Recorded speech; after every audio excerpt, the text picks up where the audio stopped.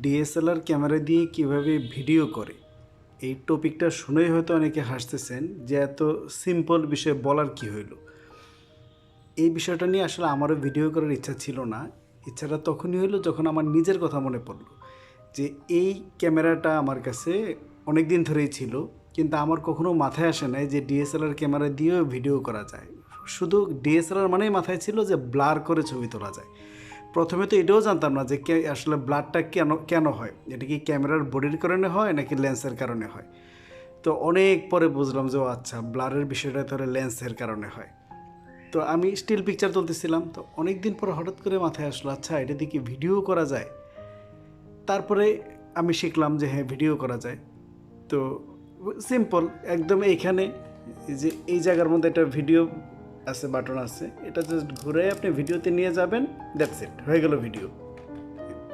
এবার আপনি এখানে এসে যে এই বাটনটাতে আপনি চাপ দিবেন। প্রথমে ধরুন ফোকাসটা ঠিক করে নেন,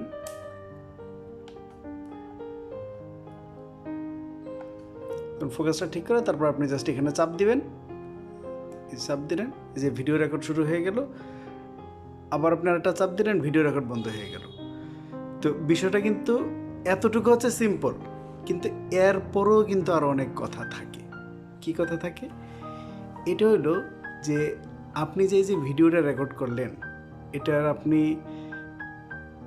লাইটটা কেমন হবে, লাইটটা কি সে সবসময় অটোমেটিক সে অটো সিলেক্ট করে নেবে, ব্রাইটনেস বা অন্যান্য যে ফিচারগুলো আছে, নাকি আপনি ম্যানুয়ালি সেট করতে চান?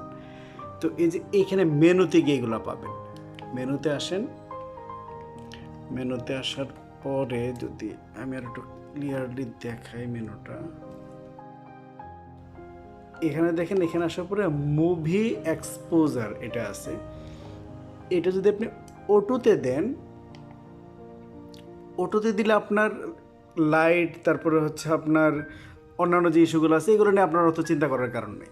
যে আপনি ধরেন রেকর্ড দিচ্ছেন, ধরেন এই যে ধরেন এইভাবে রেকর্ড দিচ্ছেন, কোনো কারণে আপনার মনে হলো যে না, মানে আপনার লাইট চেঞ্জ করবেন আপনি, যে কোনো কারণে লাইট চেঞ্জ হলো আপনার ভিডিওর, সে অটোমেটিক সব সিলেক্ট করে নেবে, অটোমেটিক সব সেট করে নেবে। আপনার ভিডিও জ্বলেও যাবে না, আবার অন্ধকারও হয়ে যাবে না। সো অটোমেটিক সব আপনি সিলেক্ট করতে পারতেছেন।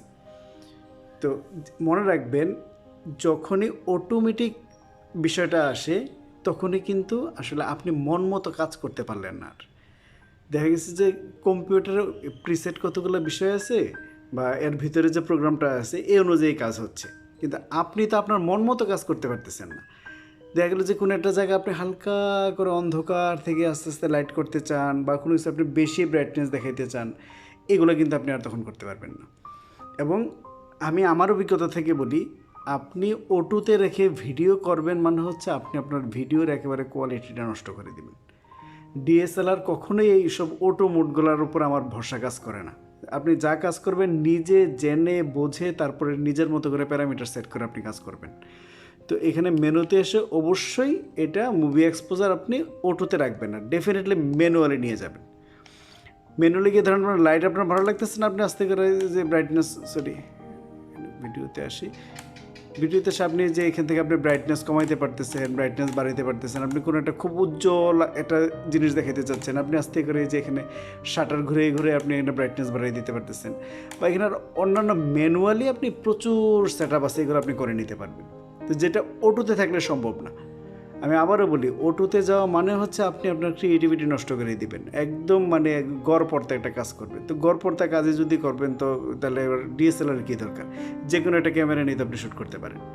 একদম বেসিক যে ক্যামেরাগুলো আছে ওইগুলোতে তো ভিডিও আছে। তো একটা হলো আপনি দেখালাম যে মেনুতে গিয়ে আপনি মুভি এক্সপোজারটা অবশ্যই ম্যানুয়াল করে নেবেন।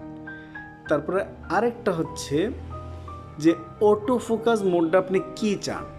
এই অটো ফোকাস মোডটা একটা হচ্ছে লাইভ, এই যে আরেকটা হচ্ছে এই যে তিনটা কুইক মোড, আর একটা লাইভ মোডেরও দুইটা বিষয় আছে। তো এটা কি কাজে লাগে? এটা লাগে হইলো, এটা আপনি নির্দিষ্ট কোথায় যেগুলো টাচ আছে, টাচ স্ক্রিনগুলো তো আপনার জাস্ট প্রেস করলে আপনার ফোকাস হয়ে যায়। আর যেগুলো নাকি অটো ফোকাস না, আপনি লাইভ অবস্থায় আপনি এখানে সিলেক্ট করে আপনি যদি আস্তে করে হাফ প্রেস করেন, করলে সে অটোমেটিক সে ফোকাসটা চুজ করে নিবে একবারে রেকর্ডিং করা অবস্থায়। এটা হলো একটা। আর আমি আর জাস্ট আর একটা জিনিস দেখাবো, এটা হচ্ছে যেটা ইম্পর্টেন্ট। এগুলো তো কমন, আপনি আপনার ভিডিও সাইজ কেমন চান, এইচডি চাইলে এই সেট আপ দেবেন, বা অন্য যেটা চান এই সেট আপ দেবেন, এটা আমি বলতেছি না, বলতেছি এই যে সাউন্ড রেকর্ডিংটা, এইটা খুব ইম্পর্টেন্ট। ইম্পর্টেন্ট কেন? ধরেন আপনি বিল্ট ইন মাইক্রোফোনে রেকর্ড করতে চান না, আপনি চান যে আপনি এক্সটার্নাল একটা মাইক্রোফোন লাগাবেন, তাহলে আপনি সেট আপটা কী দেবেন? তো এক্সটার্নাল মাইক্রোফোন যদি লাগান তাহলে ডেফিনেটলি এরকম পোর্ট থাকে, যে এরকম পোর্টের মধ্যে আপনি এক্সটার্নাল মাইক্রোফোনটা এখানে লাগাবেন, লাগিয়ে এখানে সাউন্ড রেকর্ডটা ম্যানুয়াল করবেন। করার পরে এই যে লেভেলটা আছে রেকর্ড লেভেল, এখন আপনি যদি চান যে মানে আপনার কী বলে ডিরেকশনাল মাইক্রোফোন ব্যবহার করতেছেন, তো আপনি যার সাউন্ডটা নিচ্ছেন ওটা প্রপারলি সাউন্ডটা আসতেছেন, আপনার আরেকটু বেশি গেইন দরকার, তাহলে এখানে এসে আপনি এখান থেকে গেইন বাড়ায় নিতে পারেন, এখান থেকে গেইন বাড়ায় দিচ্ছেন। তাহলে কী হচ্ছে যে ওইখানে যদি আস্তে করেও কথা বলে, আপনার বেসিক্যালি এখানে আরেকটু জোরে কথাটা আসবে। অথবা দেখা গেল যে আপনার এত বেশি গেইন আসতেছে যে এখানে কথা ফেটে যাচ্ছে, তো আপনি এখানে আস্তে করে এখানে আরেকটু গেইনটা কমিয়ে দিলেন।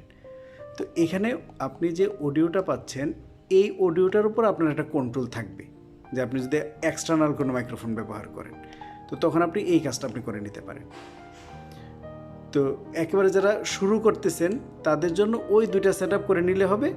একটা হলো যে এখানে এসে মুভি এক্সপোজারটা করে দেবেন ম্যানুয়াল, আর এখানে সাউন্ড রেকর্ডিংটাও করে দেবেন ম্যানুয়াল, করে তারপরে আপনি আপনার মতো করে লেভেল সেট করে নেবেন প্রত্যেকবার, যে আপনি কেমন চাচ্ছেন।